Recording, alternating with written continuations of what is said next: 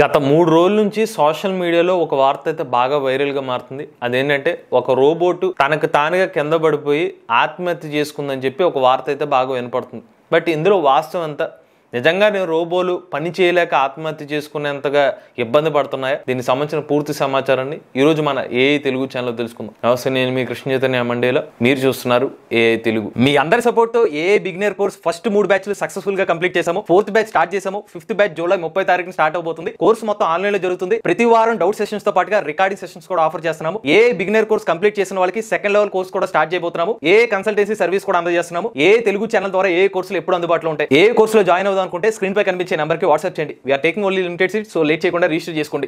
అసలు విషయం ఏంటంటే, సౌత్ కొరియా దేశంలో గూమి సిటీ కౌన్సిల్, మనకి సిటీల్లో మున్సిపాలిటీ ఎలా ఉంటుందో అలా మున్సిపాలిటీ అనమాట గూమి సిటీ అనేది.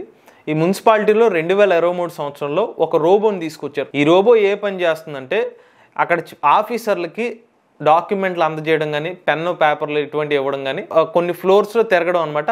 అక్కడ పైనుంచి కిందకి వచ్చి ఆటోమేటిక్గా తనకు తానుగానే వచ్చి డాక్యుమెంట్స్ ఇచ్చి వాళ్ళకి హెల్ప్ చేస్తూ ఉండేది. పెన్, పెన్సిల్, కాఫీ ఇటువంటివి తీసుకెళ్ళి ఇచ్చేది. ఇలా 2023 సంవత్సరం నుంచి ఇది పని చేసేది. ఇది పని ఎలా చేసేది అంటే, మనుషులు ఎలాగైతే నార్మల్ టైమింగ్ అవర్స్ ఉంటాయో 9 to 6, ఉదయం 9 గంటల నుంచి సాయంత్రం 6 గంటల వరకు పని చేసుకుంటూ వెళ్ళేది. అయితే రీసెంట్గా 2024 సంవత్సరం జూన్ 20 తారీఖున ఈ రోబోట్ కొన్ని స్టేర్స్ నుంచి పడిపోయి మొత్తం ఇరిగిపోయింది. అక్కడ చూసిన ఎవరైతే కొంతమంది వ్యక్తులు ఉన్నారో ఈ రోబో ఆత్మహత్య చేసుకుందని చెప్పి రిపోర్ట్లు రాయడం స్టార్ట్ చేశారు. ఆ రిపోర్ట్లు కూడా ఎలా ఉన్నాయంటే, చాలా సెన్సేషనల్ న్యూస్ కింద. రోబో చాలా డిప్రెషన్లోకి వెళ్ళిపోయింది, రోబో చాలా పని ఎక్కువైపోయింది, చాలా ఒత్తిడికి పెరిగిపోయింది, దానివల్ల రోబోట్ తనకు తానుగానే కింద పడిపోయి ఆత్మహత్య చేసుకుందన్నట్టుగా రిపోర్ట్లు చాలా వరకు ఆర్టికల్స్ అయితే వచ్చింది. ఫస్ట్ మనం టెక్నికల్ పాయింట్ ఆఫ్ వ్యూలో చూసుకున్నట్లయితే, మనిషికి ఉన్నట్టు ఎమోషన్స్ రోబోలకి అయితే ఉండవు. సో ఈ రోబోస్ ఎలా పనిచేస్తాయంటే, అల్గారిథమ్స్ ద్వారా పనిచేస్తాయి, కొన్ని ఇన్స్ట్రక్షన్స్ ద్వారా పనిచేస్తాయి. ఇన్స్ట్రక్షన్స్ చేసే రోబోట్స్కి మనిషిలాగా ఎమోషన్ వచ్చి దానికి అదే పడిపోయి ఇబ్బంది పడిపోయానని చెప్పడం ప్రాబ్లమాటిక్ స్టేట్మెంట్ అవుతుంది తప్పిస్తే రియాలిటీగా జరిగే విషయం అయితే కాదు. ఈ సూసైడ్ అనే ఒక పదం ఏదైతే ఉందో ఇది ఎమోషన్స్తో ఆధారపడిన విషయం. ఈ ఎమోషన్స్ అనేవి మనుషులకు ఉంటాయి కానీ యంత్రాలకైతే ఉండవు. ఇందాక చెప్పినట్టుగా ఇవి అల్గారిథమ్స్, కోడింగ్తో పనిచేసే రోబోలు. రెండో విషయం ఏంటంటే, ఎక్స్పర్ట్స్ చెప్తున్న సమాధానం ఏంటంటే, ఈ రోబోట్లో ఒక చిన్న గ్లిచ్ వచ్చింది. కొంతమంది చెప్తున్న ఇంకొక విషయం ఏంటంటే, అక్కడ విరిగిపోయిన దానికన్నా ముందు కొన్ని నట్లు లూజ్ అయినాయి. అక్కడ మనకు రోబోట్ నడిచే పాయింట్లో కొన్ని దీనికి చక్రాల కింద ఉంటాయి. ఆ చక్రాల దగ్గర నట్లు లూజ్ అయ్యి, ఉదాహరణకి ఒక మెట్టు దగ్గరకు ఎక్కడికో వెళ్తుంది అనుకోండి, ఆ మెట్టు చివరికి వచ్చిన టైంలో ఇటువైపు జరిగే టైంలో అది లూజ్ అయ్యి ఆ పర్టికులర్ స్క్రూ వదిలేయడం వల్ల ఆ చక్రం జారి అక్కడి నుంచి పడిపోయి ఉండొచ్చు. దీని మీద ఫోకస్ చేయకుండా డైరెక్ట్గా రోబో పడిపోయింది కాబట్టి రోబో పని ఎక్కువైపోయి దాన్ని ఆత్మహత్య చేసుకుంది దాని మీద ఎక్కువ ప్రాజెక్ట్ చేయడం జరిగింది. సో ఇక్కడ టెక్నికల్ గ్లిచ్ అవకాశం ఉంది. వాళ్ళు ఏదైనా సెన్సార్స్ పని చేయకపోవడం ఉండొచ్చు. ఎందుకంటే రోబోలో చాలా సెన్సార్లు ఉంటాయి. ఇప్పుడు మనిషికి అనుకోండి, మన కళ్ళే మెయిన్. మన కళ్ళు చూస్తే చుట్టుపక్కల చూసుకుని వెళ్ళిపోతూ ఉంటాం. బట్ రోబోలకి అలా కాదు, ఒక 10-15 సెన్సార్లు ఉంటాయి.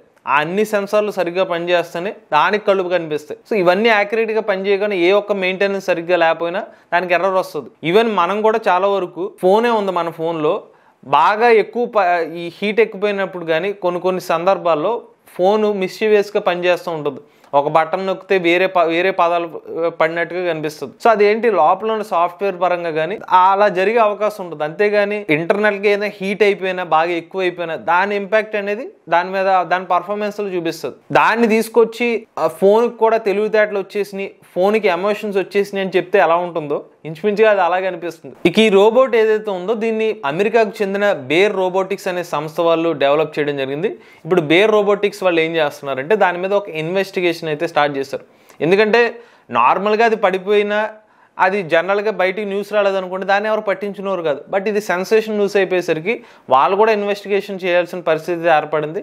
వాళ్ళు ఇన్వెస్టిగేషన్ చేసి అసలు ఎందుకు జరిగింది దాని మీద అయితే త్వరలోనే ఒక రిపోర్ట్ ఇచ్చే అవకాశం ఉంటుంది. సో చివరిగా చెప్పే కంక్లూజన్ ఏంటంటే, చాలా మంది ఏంటంటే సెన్సేషనల్ పరంగా కొన్ని న్యూస్లు వస్తూ ఉంటాయి. ఏదో రోబోట్ పడిపోయిందంట, దానికి ఆటోమేటిక్గా ఇది చాలా పనులు ఎక్కువైపోయి పనులు ఒత్తిడి వల్ల ఇలా జరిగిపోయిందని చెప్తున్నారు. టెక్నికల్గా ఆలోచించినప్పుడు ఎవరికైనా సరే రోబోటిక్స్ ఫీల్డ్లో కానీ ఏ డొమైన్లో ఉన్న వాళ్ళకైతే అర్థమవుతుంది. ఆ అల్గారిథమ్స్లో ఏమన్నా ఇన్ కేస్ దాంట్లో ఏమైనా గ్లిచ్ ఉండి ఏమైనా ఇబ్బంది రావచ్చు, లేదంటే టెక్నికల్గా హార్డ్వేర్ పరంగా ఏదైనా నట్లు బోల్ట్లు ఇబ్బంది రావచ్చు. వీటిని పరిగణలో తీసుకోకుండా వెంటనే మనుషులకి ఏదైతే ఎమోషన్స్ ఉంటాయో దాన్ని రోబోట్ల మీద రుద్దేసి ఓకే ఇది జరిగిపోయింది అన్నట్ట అని అనగానే అది తెలియకుండా చాలా మందికి ఆ ఇన్ఫర్మేషన్ తెలియకేమనుకుంటే ఇది నిజమేనేమో అని అనుకుంటారు. ఇక్కడ గమనించాల్సిన విషయం ఏంటంటే నిజంగా మనుషులకు ఉన్నంత ఎమోషనే రోబోట్ల దాకా వచ్చేసింది అనుకోండి, సూపర్ AI టెక్నాలజీ అంత ఈజీగా వచ్చేస్తే సైంటిస్టులు కానీ ఇప్పుడు కోడింగ్ చేసే వాళ్ళకి అన్ని కోట్ల రూపాయల ప్రాసెసర్లు GPUలు పెట్టాల్సిన అవసరం ఉంది. రోబోట్లకే దానికి అదే పని చేసేసుకుని దానికి అదే మనిషిలాగే ఎమోషన్స్ వచ్చేస్తుందంటే ఇంత పని చేయాల్సిన అవసరం ఉండదు కదా. సో తెలియక ఏంటంటే ఇది ఇంటర్నెట్లో వైరల్ అయింది, ఓకే ఎవరో ఏదో చెప్పారు, ఒకళ్ళు ఏదో దాన్ని రాస్తారు, దాన్ని పట్టుకుని ఓకే మన అందరూ కూడా చెప్పాలన్నట్టుగా ఉంటుంది. జస్ట్ క్లారిటీగా ఆలోచిస్తే ఏ టెక్నాలజీ పరంగా హ్యూమన్ ఇంటెలిజెన్స్ మనిషి ఇంటెలిజెన్స్ అనేది ఇప్పట్లో వచ్చే అవకాశం ఉండదు, చాలా టైం పడుతుంది, దాంట్లో ఫేజెస్ ఉంటుంది. దాన్ని తీసుకొచ్చి మన సూపర్ AI టెక్నాలజీ ఇప్పుడే వచ్చేస్తుంది అన్నట్టుగా ప్రాజెక్ట్ చేస్తున్నారు. తర్వాత నేను చెప్తున్నాను రాబోయే రోజుల్లో కేస్ స్టడీ వల్ల ఒక ఇన్ఫర్మేషన్ వస్తుంది, రాగానే దాన్ని అందరూ మర్చిపోతారు. కాకపోతే ఈ కొంత టైంలో ఏమవుతుందంటే ఏ టెక్నాలజీని కొంత నెగిటివ్ ఫీడ్బ్యాక్ ఇచ్చే విధంగా కూడా వెళ్తుంది. బట్ ఓవరాల్గా మీ అభిప్రాయం కూడా చెప్పండి. నిజంగా రోబోట్ పనిచేసి అలసిపోయేలాగా దానికి అలా సెల్ఫ్ డిస్ట్రక్షన్ చేస్తుందని మీరు అనుకుంటున్నారా, లేకపోతే ఇది గ్లిచ్ వల్ల జరిగింది అనుకుంటారా? మీ అభిప్రాయం కూడా కామెంట్ రూపంలో చెప్పండి. ఇటువంటి లేటెస్ట్ AI కంటెంట్ కోసం AI తెలుగు ఛానల్ని సబ్స్క్రైబ్ చేసుకోండి.